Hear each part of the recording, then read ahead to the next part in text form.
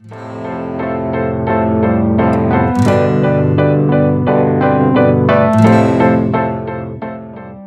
what's up, guys? Pallav here, and Samsung has just announced the brand new Galaxy C5 Pro in China. It's still in the pre-order phase and it'll start shipping from March 16. It should come in India in April. Now, C5 Pro is kind of a smaller brother of the C7 Pro, and in turn the C9 Pro. The C7 Pro was released in January in China. We haven't got any of these devices right now. We got the C9 Pro recently, but not the C7 and the C5 Pro. Yeah, so just now, as I told you, C5 Pro is the little brother, so the design and the look are almost the same like the C7 Pro, which in turn these are like mainly inspired from the Galaxy On Next. I think all metal, very sleek body, camera slightly protruding. The fingerprint sensor is on the front home button, about 145 grams. So an all metal body at 145 gram is pretty acceptable, but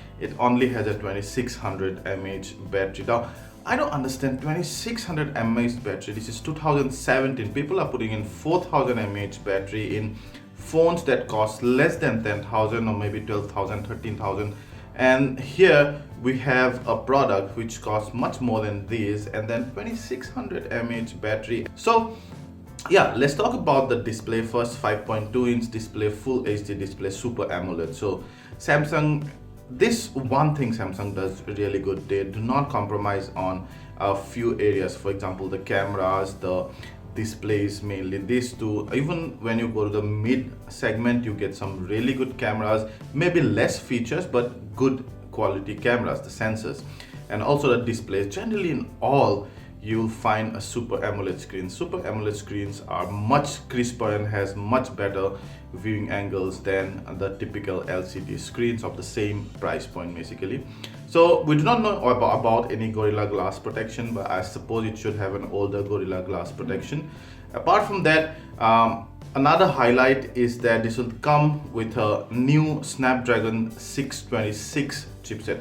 Now, many of the Indian websites, news site will tell you that it's powered by 625 because they just copy from each other or one another if there are more than two. I at least know of two, but know that it's not 625, it's actually the 626 chipset, which kind of gives you about, as like Qualcomm says, 10% more efficiency and power than the 625. The difference mainly slightly in the architecture and a new GPU. Not much different from the 625, but still good to get the latest chipset.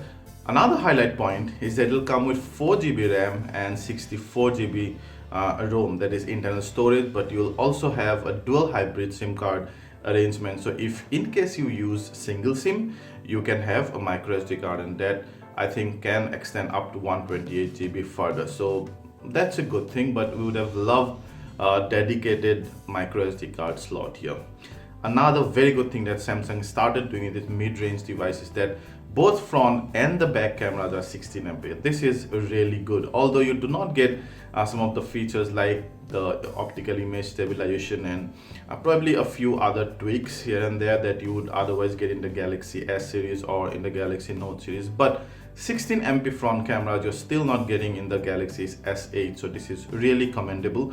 Now the back cameras has f1.9 aperture, not the front camera though, but still 16 MP is good enough resolution. It comes with a USB-C type port. It comes in three weird colors. I mean, lovely looking color, but weird names. It's called Lake Blue. I absolutely love it. It's called Maple Leaf, which I haven't seen, but I suppose it would be like what, oranges or so. And then there's a powder rose. I don't even know what that means, but I'm assuming it's more on the pink or probably pinkish reddish side. I've only seen the blue. I absolutely love it. It's priced at 2499 Chinese yuan, which comes to about 362 US dollars, which in turn translates to about 24,200 rupees. Very expensive considering some of the device you get are just over 10,000, comes with almost the same specifications. Maybe not a Super AMOLED display, maybe not a 626, maybe not with a 16 MP front camera. Those are some of the premiums, but I still would like if Samsung releases that phone in India for just under 20,000, about 20,000, which they won't do because they have a brand reputation to maintain. So I see it releasing at about between 20 to 24,000 anyway. But then where would the A5 go? Because I think the A5 will then be priced at about 28. So you get a phone at 24, 28, almost with the same spec sheet. So yeah, good enough choices for you. So that was about the C5 Pro. It'll come to India in April and we'll give you a full review as soon as it arrives in our lab. Till then, ciao.